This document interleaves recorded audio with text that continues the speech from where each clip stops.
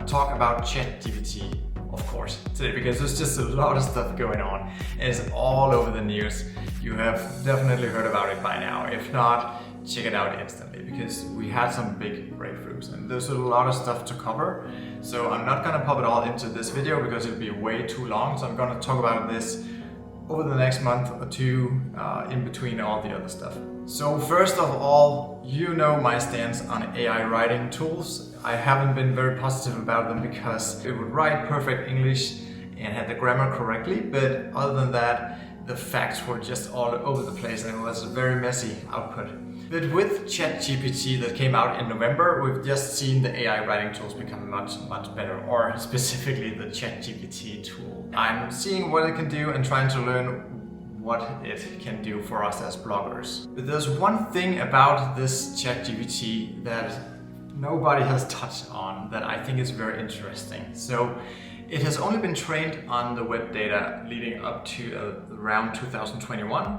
And I think that is because over the last year or so, we've seen a lot of AI writing tools just fill the web with crappy facts. And remember, these language learning models and the ChatGPT and all the other models, they don't know what is right and what is wrong. They're very clear about that. It's not like it's real intelligence behind it. It's just trying to guess what the next word is based on what normally is found in its data set. So it's really just, you could say, recycling the information that's already there. So if you feed it wrong information, you also get wrong information.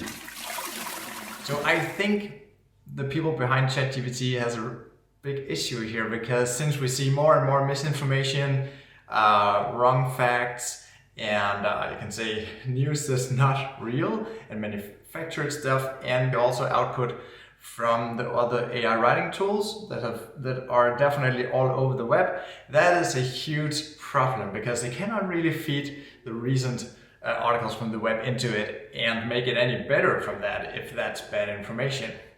As you probably saw in another video I did about the AI writing tools a year ago, it will get all over the place when you ask it different stuff. And I've seen some really weird facts and stuff coming out of these AI writing tools. So I think that's a real problem, because they need good, solid data fed into the system in order to get good output. So that's something that I think will become an issue.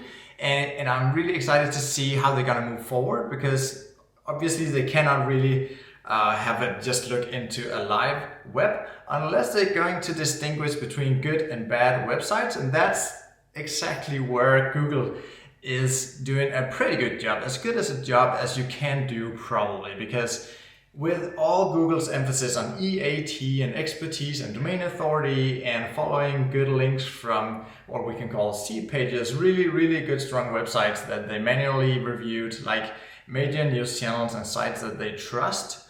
So the more links you have from these sites, the more they will trust your site and so on. This whole thing that Google is trying to figure out, whether we think they're doing a good job or not, I think they're doing the best job so far that anybody has done about figuring out when a website is good and when it's offering bad information.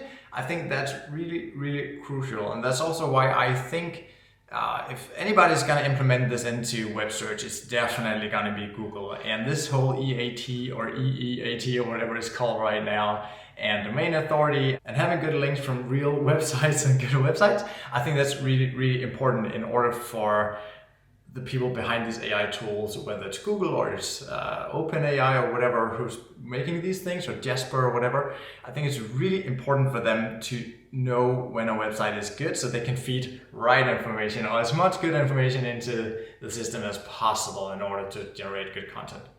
So this hasn't really been addressed in any video, I think it's an important aspect to touch on. That's also why I don't feel like these tools will have online access anytime soon, because I don't think they'll get any better with the last year or two of web content.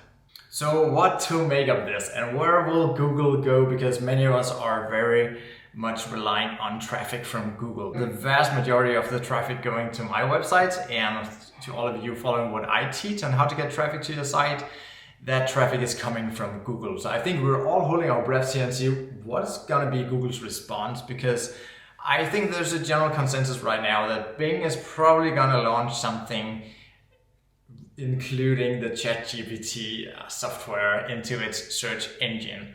And I've heard a few say that Google could just buy ChatGPT if it was such a big threat. I've seen prominent SEOs talk about that here on YouTube, and I just don't think that's the case. I don't think they could do that. But first of all, Bing invested $1 billion into OpenAI and into the ChatGPT system. So I don't think they would like to have Google invest alongside and become a co-investor, because obviously they are huge competitors when it comes to search.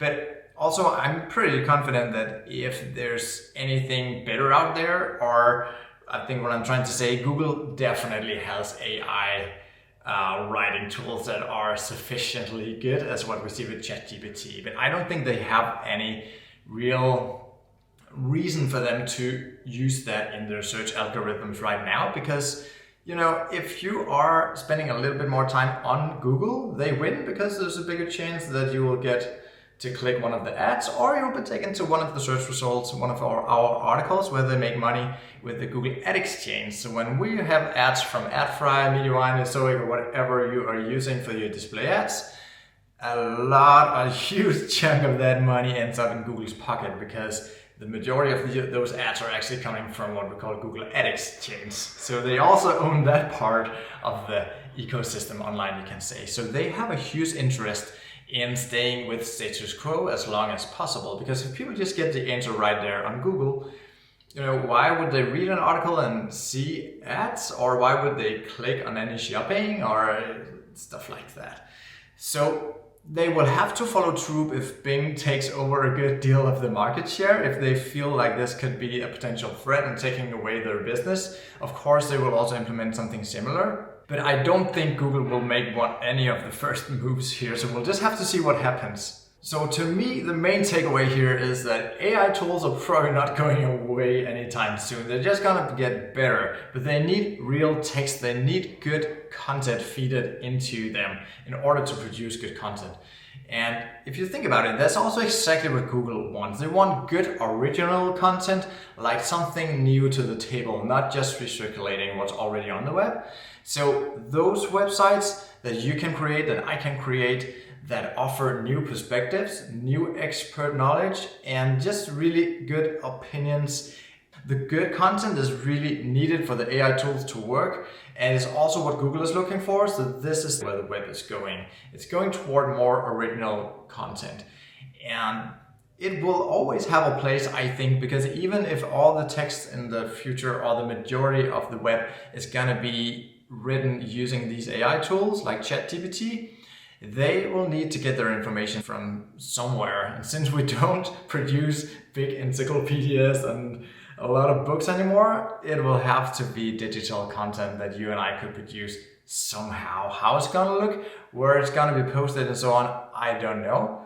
But I think these articles will always have a place, so there's something to learn from humans and also from the AI tools. And also one other good news is that the OpenAI folks, the guys behind ChatGPT, they are working actively on creating this watermarking system. So whatever that's gonna look like, they're probably not gonna share a whole lot about it, because obviously they don't want it to be reverse engineered. They're working on it in order to show people, for example, on Google or anywhere else, whenever a text is auto-generated or created using ChatGPT, or maybe even some of the other chat AI tools.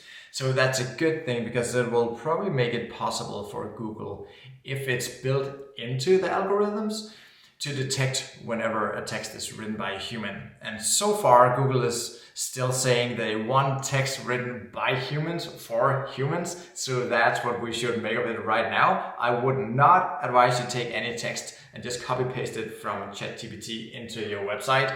I've seen a few examples of this. Was it Bankrate or a few other bigger, really big sites starting to test it? They might get away with it when they have like a super high authority, but I don't think a smaller site or a medium-sized site or whatever, or definitely not a new site, could get away with just copy pasting that into the site, if in any way Google could figure out that it's made with these AI tools. So there's a lot more to say here. There's also tools being developed to tell you whenever a text is made by these AI tools. We're testing some right now, and I'll have a lot more to share with you over the next weeks and months as this whole thing unravels, and we'll see what's the next move from Bing and so on. So yeah, subscribe if you want more thoughts on this, and let me know in the comments what you think and what you're using it for. I'll have more videos on how I'm using the ChatGPT and what I'm using it for, and also some of the issues. I've done a lot of testing on it already, and I have some really fun stories to share with you over the next weeks. So see you guys.